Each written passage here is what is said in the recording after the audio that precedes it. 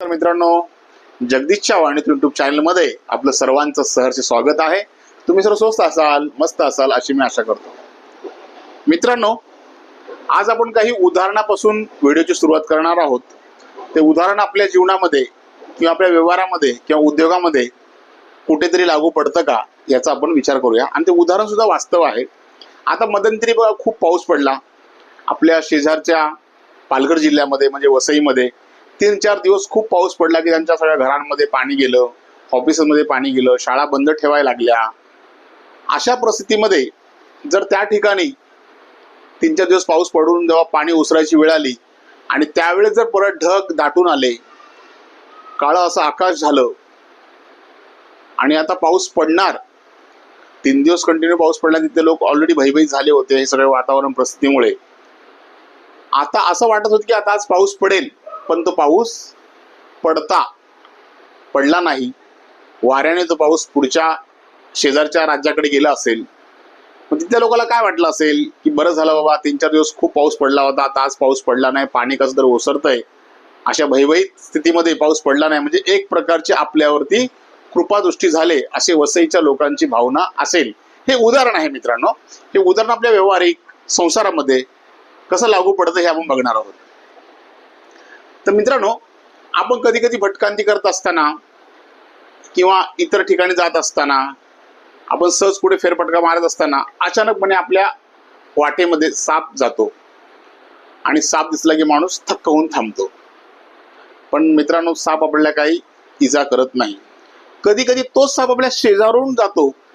आपल्याला वाटतं अरे बापरे, साप आपल्या शेजारून गेला, पण तरी आपला साप काही इजा करत नाही. जेव्हा आपण सापाच्या आडवं जातो मित्रांनो, तेव्हा कुठे साप आपल्याला इजा करत असेल असं मला तरी वाटतं. कधी कधी त्याच्या वागण्यावरून किंवा त्याच्या स्वभावावरून साप सुद्धा इजा करतो किंवा माणसाला एखादी म्हणजे हानी पोहोचवतो. मित्रांनो, हे सुद्धा उदाहरण आहे. आपल्याला पुढे आपल्या व्हिडिओमध्ये कसं लागू पडतं का आणि आपल्या धंद्यामध्ये कसं लागू पडतं का हे आपल्याला बघायचं आहे. मित्रांनो, जर कोणाचा साखरपुडा जमला असेल बाजूच्या जिल्ह्यामध्ये, तर तो साखरपुडा चांगल्या रीतीने पार पडला असतो. पण त्याच्याच नातेवाईक किंवा त्याचेच शेजारी किंवा दूरचे नातेवाईक ज्या ठिकाणी साखरपुडा जमलेला आहे त्या ठिकाणी जातात आणि हा मुलगा बरोबर नाही असा त्याचा अपप्रचार करतात आणि त्या साखरपुडा तोडण्याचा प्रयत्न करतात. कधी कधी साखरपुडा तुटतो सुद्धा. आणि हे सगळं करणारा कोण असतो? तो आपला दूरचा नातेवाईक असतो किंवा जवळचेच आपले कोणीतरी असतात. मित्रांनो, हे झालं आपल्या एक उदाहरण किंवा वास्तववादी उदाहरण. जर आपल्या एखाद्या कुटुंबाची प्रगती होत असेल, त्या कुटुंबाचा व्यवसाय व्यवस्थित चालला असेल, त्यांचा संसार व्यवस्थित चालला असेल, तर त्या कुटुंबाच्या चारित्र्यावरती विनाकारण शिंतोडे उडवायचं काम सुद्धा आपला दूरचा नातेवाईकच करत असतो किंवा आपल्यावर ईर्ष्या करणारे लोक करत असतात. जेव्हा तुमचा उद्योगधंदा चालतो, तेव्हा तुमचे मुलं शिकत असतात, तुमचा संसार चांगला चालत असतो, तेव्हा काही लोक, आपल्या अवताभोवतालचे लोक जे असतात ना, ते आपला कळत न कळतपणे आपल्याशी स्पर्धा करत असतात.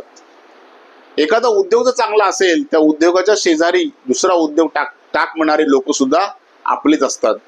एखाद्याच्या घरातला मुलगा चांगला शिकत असेल किंवा कुठे नोकरी लागणार आहे, ही बातमी त्यांना कळताच अरे यांनी पैसे भरून त्या मुलाला लावलं असेल असा अपप्रचार करतात.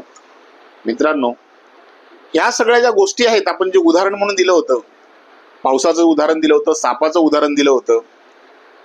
तर मित्रांनो, साप किंवा पाऊस हा आपल्या पावसाळ्यात पडतोच, हे सगळ्यांना माहिती आहे. त्याचा पण एक वातावरण आहे, त्याचं पण एक कालखंड आहे.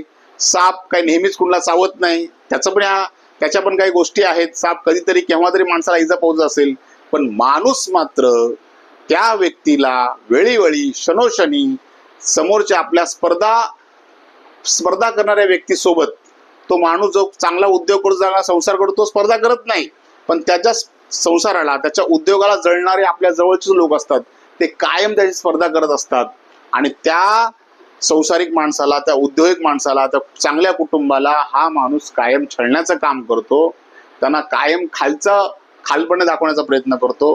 तर अशा दूरच्या नातेवाईकाला खालपणे दाखवणाऱ्या माणसांना आपण कायम दूर लोटलं पाहिजे आणि अशा शकुनी मामाच्या राशीच्या लोकांना आपल्या जवळच नाही, आपल्या दूरच्या पण दूरच्या लांब लोकांना ढकलून दिलं पाहिजे. अशा लोकांपासून आपण सावध राहिलं पाहिजे. ते लोक जे असतात ते आपली तोंडावर स्तुती करतात आणि आपण थोडंसं मागे पुढे झालं की ते आपली बदनामी करतात. अशा स्पर्धा करणाऱ्या लोकांपासून, आपल्यासोबत जे स्पर्धा करतात किंवा शकुनी मामाच्या राशीपासून असणाऱ्या लोकांपासून आपण यांच्यापासून आपण काय दूर राहिलं पाहिजे, हे तुम्हाला मला सांगायचं. जर ही मित्रांनो तुम्हाला ही माहिती आवडली असेल आणि मी जे तुम्हाला उदाहरण दिलेत हे जर खरे असतील किंवा कुठेतरी तंतोतंत जुळत असतील तर तुम्ही मला कमेंट बॉक्समध्ये कळवा. ही तुम्हाला नम्र विनंती. नमस्कार.